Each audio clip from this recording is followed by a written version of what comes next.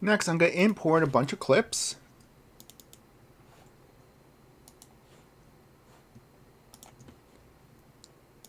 Just drag them in there. And this will go over general workflow. Open up each one and mark the ins and outs.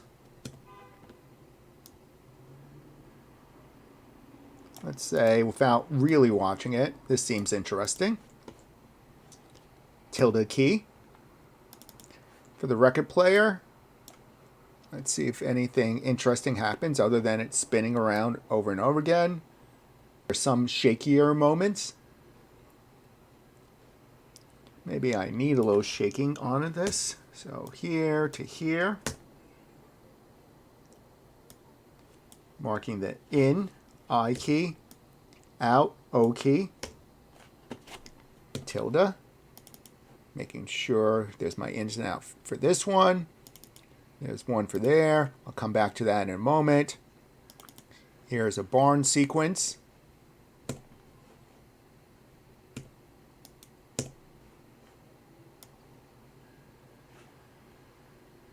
Maybe here it would be good to look for an interesting movement of the camera.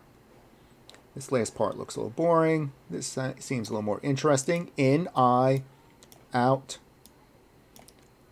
O, or clicking this icon. You don't have to be precise right now. That's what the timeline's for refining the moment. And anything else? Oh, there's a radio. Excellent. I believe a person flips a switch on a radio. They turn it on to FM. All right, so maybe starting around here. I and O. There's the radio, tuning in the radio. Scrubbing the timeline.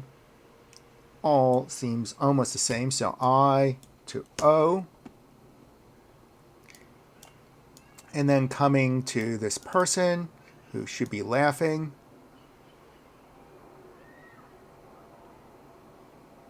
Maybe when they rock towards the camera, like this, is interesting. I and O. With all these clips, let me drag them out to make a miniature story. And maybe that miniature story, there's some music playing. Keep existing. For some reason, even though music's playing, they're going to want to turn on their radio because that music isn't enough. Let me zoom in and drag that over. And then they're tuning the radio.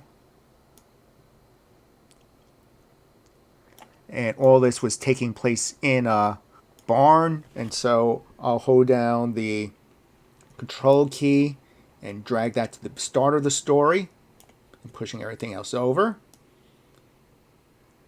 I don't think the record player fits anymore. I'll select this and I'll press the delete key. Also, in case you're having trouble with ripple delete, if you click in this space like that and then press the delete key, that will also drag things over. There's your answer to ripple delete if you're having trouble. So we go from this barn, a little more personal, tuning in the music, some music would be playing, and then we'll see this dial bounce up and down that has nothing to do for radio, but that's all right. Maybe it's a sound check before this podcaster out in his barn starts broadcasting. And then finally, let's meet the podcaster. So this is what we have. And you can see with assembling the clips, by marking ins and outs, it was a lot more efficient. And now it's time to go back and trim longer moments. It's okay to have long, short moments. Not everything has to be quick and equal. I also wanted to show about getting overall look. This is about tying in some imagery to go across this whole piece. If we were shooting it, maybe there's a sound that will play behind it all the time, the sound of the farm. Or there's some subtle music that we'll put behind here. There could be visual elements, like this dusty light is a great visual element. Here it's an assembly of clips, so I don't have that option. Maybe, though, you can use some random footage. And let me go to, maybe I'll use this old cinema-like look here. I'll drag this to the playback head instead of just trimming it, because I'm doing this with only one mouse instead of using my hands to trim. All right, and then you could take this, and this will be an introduction to effects a little bit. Go under editing, and go under opacity. There's motion, there's opacity. Motion deals with transformations such as position, scale, and rotation. Right now, maybe I just want to deal with opacity, pulling the opacity down. And then this has a visual element that runs throughout the whole piece.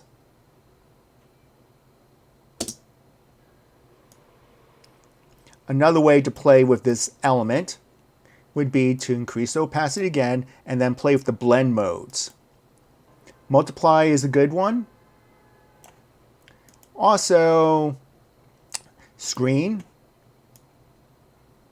but that's too bright. Will work if there was dark elements. Not lighten, but maybe darken. Let's see. The darker moments come on through, which creates this vignette around it without doing anything.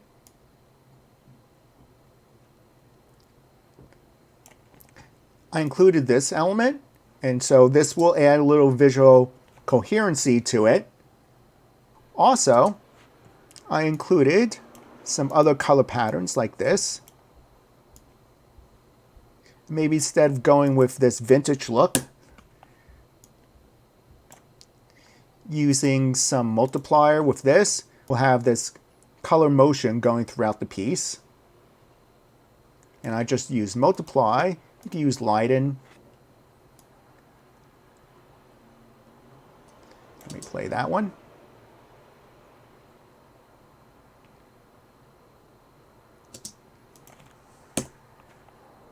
Also, I had that more abstract one, which is this one that's black and white. And black and white is good for making masks, Luma masks.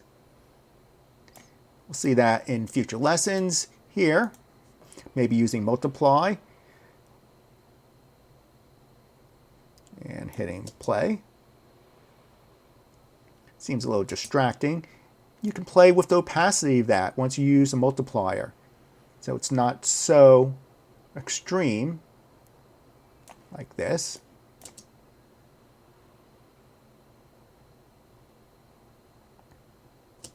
This gives you opportunity to connect unrelated scenes.